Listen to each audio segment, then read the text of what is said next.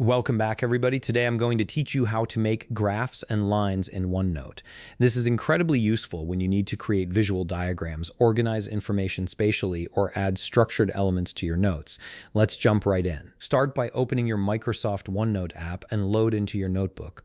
Once you've launched the application, navigate to the specific notebook where you want to add these visual elements. This step is straightforward, but make sure you've selected the right notebook before proceeding, as it'll save you time from having to move things around later. Once your notebook has been loaded, it's time to access the tools we need to make graphs and lines in OneNote. Head to your Draw menu, which is located on the top part of your screen where all your menus and tools are positioned.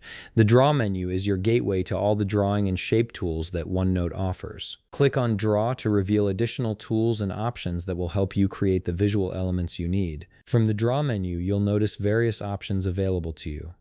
To start making graphs, look at the Shapes icon and click on the drop-down arrow next to it. The menu will expand, and from here you can see both options for making graphs and lines.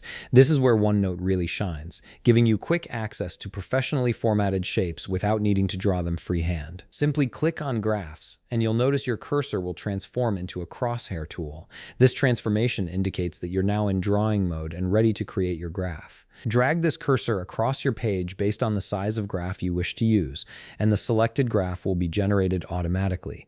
OneNote does a fantastic job of creating clean, precise shapes so you don't have to worry about getting perfect proportions manually. The same process goes for lines. Select the type of line you wish to use from the expanded menu and drag it onto your OneNote page. Whether you need straight lines, curved lines, or connectors, they're all available within this menu. Here's something important to note. You can freely move these graphs and lines around your page or rotate them as needed.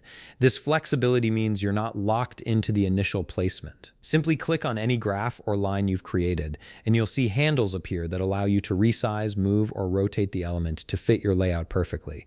This makes it easy to adjust your visual elements as your notes evolve.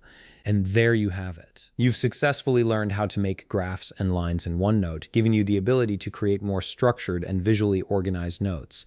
If you found this video helpful, please leave a like, subscribe, and see you in the next video.